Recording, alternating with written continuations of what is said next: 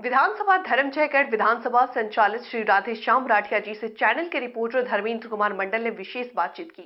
आइए जानते हैं बीजेपी के धर्मजयगढ़ विधानसभा की तैयारी के बारे में।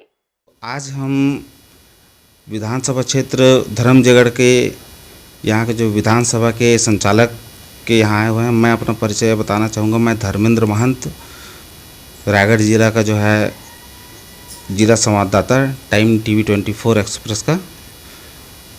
हमसे पूछना चाहेंगे, ये संचालक हैं विधानसभा क्षेत्र धर्मजयगढ़ के, ये वर्तमान में जो चुनावी माहौल है उसके बारे में जी बताएंगे। आप अपना परिचय बताएंगे पहले।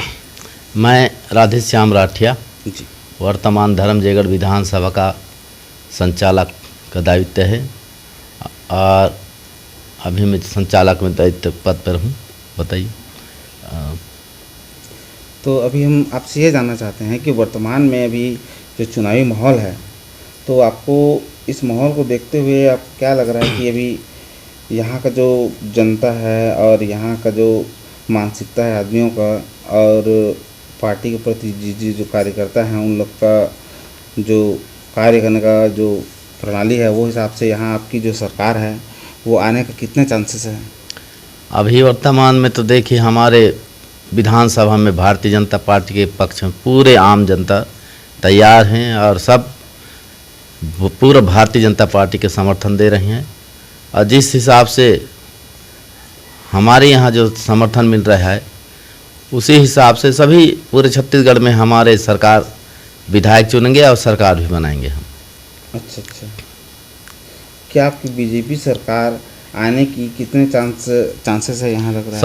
100% पूरा भाजपा में है और कांग्रेस दहाई तक नहीं पहुँच पाएगी इस बार। इस स्थिति में है कांग्रेस के यहाँ का? हाँ, कांग्रेस की एकदम बुरी हाल है और कांग्रेस सरकार की नाकामियों को पूरे जनता जान रही है। पूरे 5 साल में हमारे छत्तीसगढ़ का जनता जाग चुकी है, समझ चुकी है। इस सरकार से पूरा माने आज की स्थिति में आम जनता नफरत की स्थिति में बन गई है।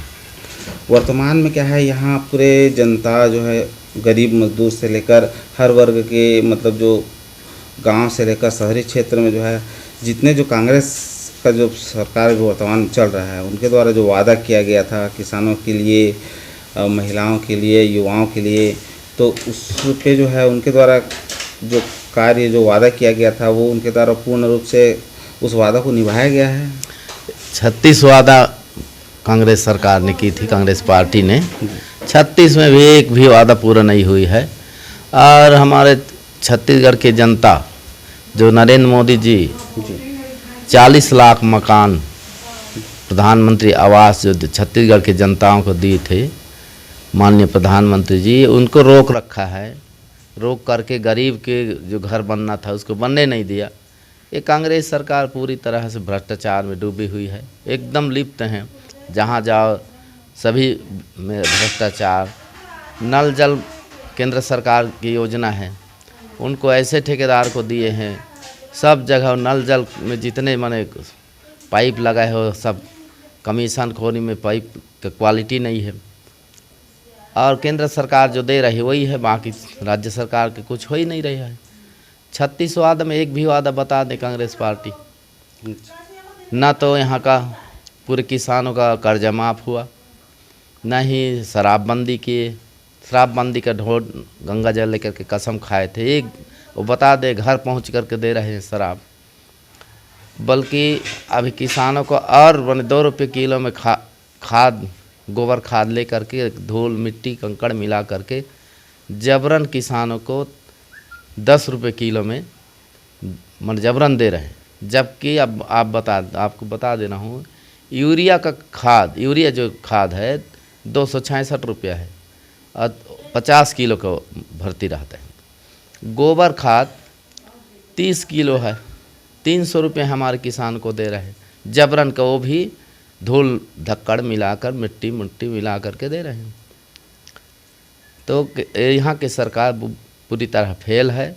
छत्तीसगढ़ की आम जनता त्रस्त हो गई है और पूरे बदलाव के पक्ष में भारतीय जनता पार्टी की सरकार बनेगी और कांग्रेस को दहाई में सिमटाएगी ये छत्तीसगढ़ की आम जनता। जी, हम आपसे एक बात और जानना चाहते हैं। अगर ये आपकी ये भाजपा सरकार बनती है, तो सबसे पहले आप किस कार्य को विशेष ध्यान देंगे और क्या कार्य करवाएंगे? हमारे प्रधानमंत्री जी भी बोल दिए हैं, माननीय नरेंद्र मोदी जी, सरकार बनते ही मुख्यमंत्री शपथ लेते ही वहीं से प्रधानमंत्री जो 16 लाख परिवारों का रुका है, सबसे पहले उसको साइन करेंगे और मकान के लिए, और हमारे गरीब जनताओं के लिए जो योजनाएं माननीय हमारे डॉक्टर रमन सिंह जी चलाए थे 15 साल, जो इन्होंने रोक रखा है, वो सारे योजना लागू होंगे और हमारे गरीब किसान के लिए भलाई में अनेक नया योजना भी चलाएंगे। और कई प्रकार से योजना निकालेंगे बोलिए। हाँ, कई प्रकार से योजना आएंगे जिसमें हमारे आम जनता किसान भाइयों का अधिक से अधिक लाभ मिले। और जो आपकी सरकार है, ये महिलाओं, युवाओं और गरीब वर्ग के लिए जो शासन, जो मोदी जी जो हैं, वो तो कई प्रकार की योजनाएं अभी भी लागू किए हैं, लेकिन ज़मीनी स्तर पे देखा जाए तो उनको अभी लाभ नहीं मिल पा रहा है। इसका कारण क्या है इसका? ये तो ओछी राजनीति कर रहे हैं भूपेश बघेल। उसको यहाँ से रोका जा रहा है, मतलब सीधा सीधा कांग्रेस की सरकार जहाँ है वहाँ केंद्र सरकार की योजना को जानबूझ करके गरीब तक ना पहुँचे, इस रणनीति के तहत रोक रखा है। नहीं तो भूपेश बघेल अगर चाहता तो केंद्र सरकार आज पूरे 2022 तक सभी के घर पक्का के मकान हो जाते, लेकिन गरीब का भला चाहते नहीं। कांग्रेस पार्टी हमेशा गरीबों से शोषण करने वाली पार्टी है। आज़ाद भारत के बाद यहाँ जो देखने को मिलता है, एक भूपेश सरकार इतना भ्रष्टाचार में लिप्त हैं कि पूरे कांग्रेसी एक एक विधायक और जो लखपति थे पिछला 5 साल में आज करोड़पति हो गए हैं। ये कहाँ का इतना माने भ्रष्टाचार में लिप्त हुए। हमारा लालजीत सिंह राठिया, इनका तो मत पूछिए कि इनका भ्रष्टाचार जहाँ भी देखो, गांव में घूमने कभी जाते हैं, किसी के यहाँ छठी हो या 10 कर्म 2 ठुकाव में जाते हैं, बाकी किसी आम जनता से संपर्क ही नहीं रहता है। विकलांग पेंशन के लिए आदमी तरस रहे हैं। यहाँ की सड़क की बदहाली इतना है कि आदमी चल नहीं सकते। आम जनता हमारी इस विधानसभा क्षेत्र में जंगली हाथियों से प्रभावित है। मेन रोड छोड़ करके अपने जान जोखिम डाल करके जंगल के रास्ते होते हुए जिला मुख्यालय जाते हैं और तहसील मुख्यालय जाते हैं। जंगल मेन रोड में नहीं जा पाते हैं लोग बाग। हमारे इस क्षेत्र औद्योगिक क्षेत्र होने के नाते गाड़ियों की भी संख्या बहुत ज़्यादा है। सभी ड्राइवर से लेकर मालिक भी परेशान है। रोड इतना गड्ढा हो गया है कि मछली पालन करने योग्य है। एक भी रोड सही नहीं है। और जो रोड को अभी टेम्परेरी थोड़े से 1-2 जगह को बनवाए थे, अभी वो 2 महीने नहीं टिका है, पूरा उखड़ गए हैं अभी। तो भ्रष्टाचार कितना हो रहा है आप समझ सकते हैं। लोकल विधायक होने के नाते इतना भ्रष्टाचार है, किसानों की बात तो सुनते नहीं हैं। वो विकलांग वाले बेचारा रो रहा था उस दिन कि तेरे पास 3 बार विधायक महोदय जी के पास 3 बार आया हूँ, मेरे को विकलांग पेंशन नहीं दिला पाए। ऐसे वो माने कापू क्षेत्र के गांव का लड़का है, रो रहा था बेचारा, और विधायक साहब मुस्कुरा कर निकल गए। तो समझ सकते हैं कांग्रेस के लोग किस तरह के आदमी हैं, किस तरह से आम जनता के लिए काम करेंगे। कोई भी गांव चले जाइए, आज भी उस गांव के किसान परेशान हैं, महिलाएं परेशान हैं, युवा परेशान है।